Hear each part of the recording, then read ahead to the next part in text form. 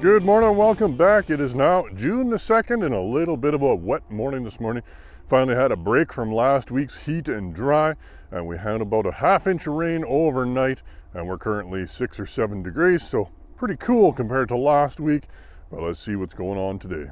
Well, except for a few acres on irrigation that are getting a PGR sprayed, for the most part my barley, especially dryland barley, has had herbicide sprayed on it, so we're going to be following up on how that looks this week. Well, lots of my canola acres have been sprayed in the last week as well, so they've gotten their first herbicide application of either glyphosate or glufosinate or Liberty.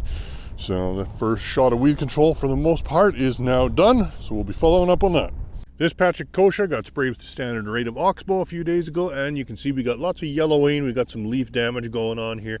So hopefully in a few more days we'll see some more severe symptoms and this kochia will go down. Here we have a cornfield with very good emergence of both corn and weeds. Normally in corn I would really highly recommend using Focus as a pre-burn or kind of post-seeding prior to emergence. Anyways, in these fields it was not done, and you can really see there is a huge flush of kochia, Russian thistle, buckwheat, mallow, absolutely everything you could possibly imagine coming up in this field. So at this stage the corn is still relatively small. It is extremely sensitive to competition, and if we don't get these weeds under control right away, this is going to significantly impact the yield potential of the corn. So we need to get this sprayed and cleaned up this week. Well, we got some thunder and lightning going on out to the west, so I think we're going to be getting a little shot of some showers here today. So make sure you guys are watching your rain fast periods. It's pretty hard to determine whether that storm is an hour away or 2 hours away. Well, we've all been so busy spraying cereals, a lot of the canola acres have gotten sadly ignored in the last week, but that needs to change pretty quick. So this field of canola, you can see we got some pretty good sized kochia in here now. Some of this stuff hitting 5-6 inches tall. We need to get good coverage on this with Liberty sooner rather than later. Hopefully when the weather is sunny and warm, so we can get our best control. Make sure you add a little bit of crimson or interlock or something like that to the tank to improve effectiveness as well. If this was Roundup Ready canola, we would pretty much have no control on kochia at this size. You know, even 2/3 of a liter of glyphosate, you know, we might maybe kill 50% of the kochia, depending on the level of resistance in the field. But with Liberty, we should be able to do a little bit better than that, hopefully, as long as we can get in here quick. Here in this field, you can really see the importance of not skipping your pre-burn. This was where pivot towers were sitting, and sprayer operator just kind of went around them as close as he could. Basically left these unsprayed patches, and you can see they're just absolutely chock full of things like kochia and stinkweed and flicksweed and some volunteer cereals. So pretty thick weeds. I mean, we got lots of weeds outside of that area as well. We've had a huge flush of kochia in here. But yeah, nothing as big as this anyways. Well, this field of barley got sprayed with Tylenol late last week, and it's looking okay. We do have a few yellow patches like this one here where it looks like the barley maybe wasn't metabolizing the Tylenol quite right, probably because it was just too hot and the barley was kind of shut down. But should pop out of it here right away. What it basically does is just blasts a little bit of the chlorophyll out of the leaves, and they will green up and recover over probably about the next 10 days from what I saw last year. This dry corner of an irrigated wheat field, as you can see, has a hell of a stand of kochia in here. So this was sprayed 3 days ago with CS 100-2525 plus perimeter and 2,4-D. So that's one of the FMC products.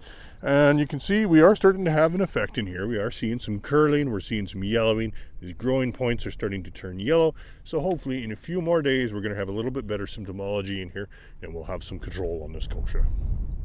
Yellow peas are looking really good this week. This crop is doing absolutely fantastic on dryland up here by Kehoe Lake. So we are closing in on flowering, but we're still really 2 to 3 nodes away. So probably still at least 10 days to 2 weeks away from first flower, which would be fungicide timing. But for right now, everything looking really good. Well, here we have a beautiful looking crop of winter wheat that is just starting to push a few heads out. For the most part, it's still in boot stage, but there is a few heads starting to emerge in here. So we're going to be coming in here in the next few days. We're going to hit this in Miravis Ace. There is a little bit of septoria and tan spot in here, as well as some powdery mildew, down at the bottom. So we're going to hit this Miravis Ace. It's going to protect it for the next couple weeks. Hopefully protect us from some Fusarium as well, as long as we can get those heads covered as they emerge. We're going to throw in a little bit of Nature's Aid Super Crop while we're at it, just to turbocharge it a little bit and hopefully force a few more flowers to get fertilized. Well, even with that little bit of moisture we did get overnight on Monday, dry land winter wheat corners are still looking absolutely awful. So they are browning up, basically blowing off leaves, losing tillers. We got heads starting to emerge. We're coming out of the boot stage and we're barely ankle high. So you can see there's not going to be a whole lot here. Fall rye is looking absolutely wonderful today as always. It is now starting to flower, so you can see we got some heads here that have flowered. So not fully consistent yet, but it is underway.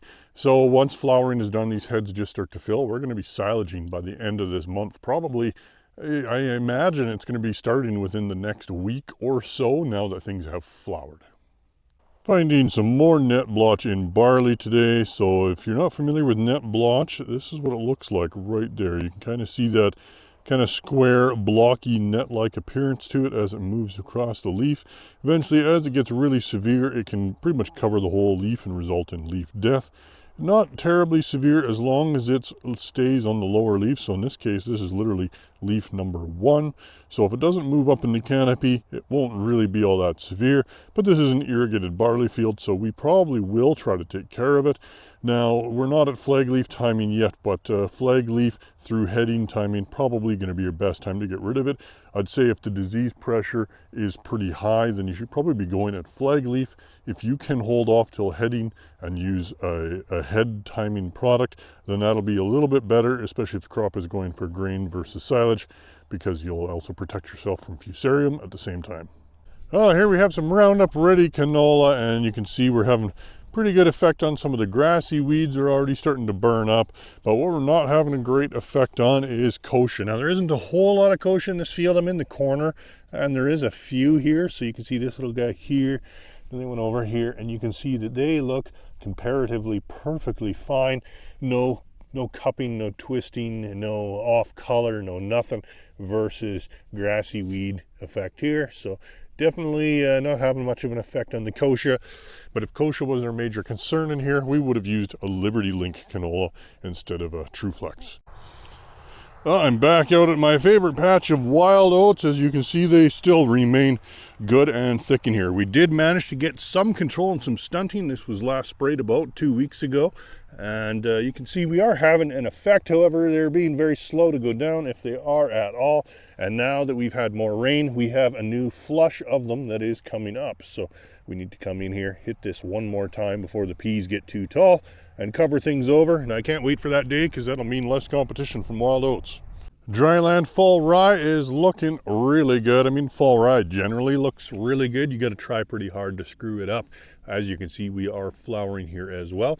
Now, this is not going for silage. This is going for grain. So if that is the case, I highly suggest spraying Miravis Ace in order to reduce the onset of ergot. Miravis Ace is one of the only fungicide tools that we have that is actually registered for reduction of ergot. So if you're not familiar with rye, you know that it can be really bad with ergot, and a fungicide application can save you a lot of money cleaning the crop. Here in this barley, you can see we have a couple fairy rings. So this particular one is probably about 15 feet in diameter. And this one over here is a little bit smaller. I'd say probably closer to 10 feet, but pretty neat to see. It always seems to happen on this farm. I'm not entirely sure why. And when I stick a shovel in the ground, the results are interesting. Okay, so when I stick the shovel in the ground, here's what I find. You can see all that white. That is all mycelium. It's all fungal growth underground. So very interesting to see. The soil is quite dry with the exception of this particular layer, which is actually quite warm to the touch. So there's definitely lots of something going on in here. You can see we got a bunch of volunteer canola trying to germinate in that layer as well. You know, and the rest of this patch here, as long as we're digging in this circle, is just absolutely full of that. It's very interesting. If it'll ever actually produce a fruiting body above ground, it'd be quite interesting to be able to get those mushrooms identified. But just as it is, I've never had it identified because we never have a fruiting body to identify. This beautiful field of winter wheat is well into boot stage and flag leaf and is looking really good.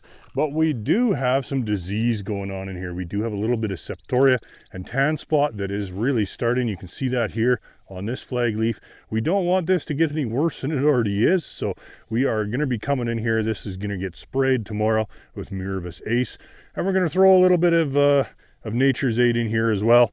Get this off to a good start prior to heading.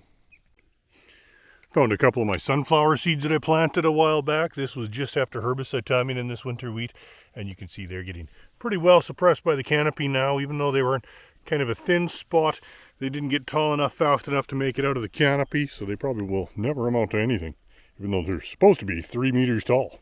Well, it's been a crazy busy week, but lots and lots of herbicide has been applied this week. Seeing lots of corn and canola acres getting their first application this week.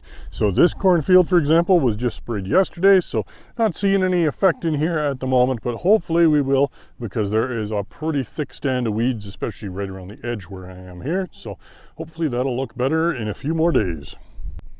As far as weather goes, this week has been pretty good. We've been warm and sunny and we've had excellent growth potential, but we haven't been so hot that it's been causing stress. We haven't hit 30 degrees really this week, so that has been a nice change. However, that is supposed to change kind of tomorrow, Sunday. We are supposed to, have potential to get pretty hot for the next few days in the early week, and then there is a chance of rain later on next week. So hopefully that happens. We're going to need some more rain to continue on. We'll see you next week.